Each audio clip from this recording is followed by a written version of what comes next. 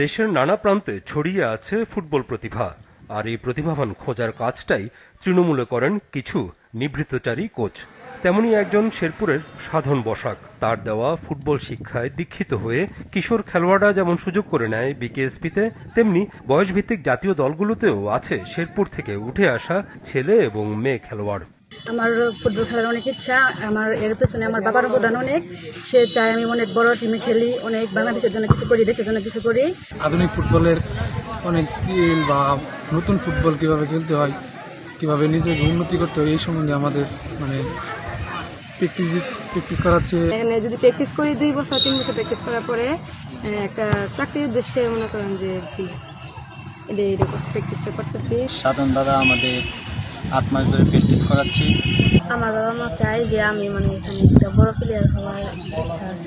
বর্তমান যে আধুনিক যে স্টাইলের ফুটবলটা উনি আমাদের এই একাডেমির মাধ্যমে রপ্ত করতে পেরেছেন। সাধনদার যে ছাত্রগুলো আছে দেশের বিভিন্ন পর্যায়ে আছে, নামি বেনামি অনেক বড় বড় প্রতিষ্ঠানে দাদার ছাত্র আছে। 1960 সালে জন্ম নেয়া সাধন বসাক নিজেও খেলতেন ফুটবল, এমনকি ঢাকার ওয়ান্ডারার্স দলেও সুযোগ করে নিয়েছিলেন তিনি। তবে ইনজুরির কাছে হার মেনে সাধন বসাক হয়ে গেছেন ফুটবল শিক্ষক। শুধুমাত্র ভালোবাসা থেকেই এখনও খেলোয়াড় তৈরির কারিগর হিসেবে কাজ করে যাচ্ছেন এই নিভৃতচারী। এখনও অপেক্ষায় সাধন যোগ্য কোনো পৃষ্ঠপোষকের, যার সাহায্যে তিনি করতে পারবেন তার পরিকল্পনার সঠিক বাস্তবায়ন। ওয়ালটন বিএলডিসি ফ্যান, খরচ বাঁচে 65% পর্যন্ত। ওয়ালটন বিএলডিসি ফ্যান ছড়ায় স্বস্তির সবুজ হাওয়া। যে 4টা একাডেমিতে আমি সময় দেই, সেই 4টা একাডেমি যাতে আজকে যখন ইচ্ছা হলো শুক্রবার বন্ধের দিন চলো ময়মনসিং যায় খেলে আসে একটা টিমের সঙ্গে। ওইখানে 2টা একাডেমি আছে, কিশোরগঞ্জ একাডেমি আছে, নেত্রকোনা একাডেমি আছে, জামালপুর একাডেমি আছে এবং বিভিন্ন আশপাশে অনেক ঐতিহ্যবাহী মাঠ আছে, যেমন দেওয়ানগঞ্জ, মাদারগঞ্জ।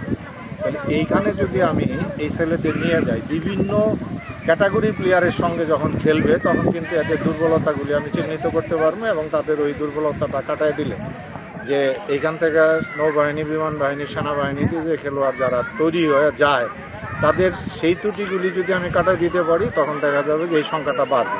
বাবা খেলোয়াড়, তবে সাধনের 2 ছেলের পেশা ভিন্ন। তবুও বাবার পরিচয়ে নিজেদের চেনাতে গর্ব করেন তারা।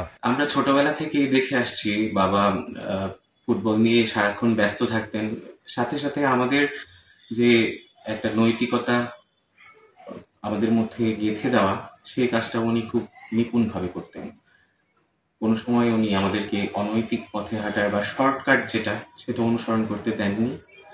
ছোটবেলা থেকেই উনি আমাদের শিখিয়েছেন যে ইচ্ছা, মানসিকতা এবং পরিশ্রম, এই 3টি থাকলে আমরা কোথাও আটকাবো না।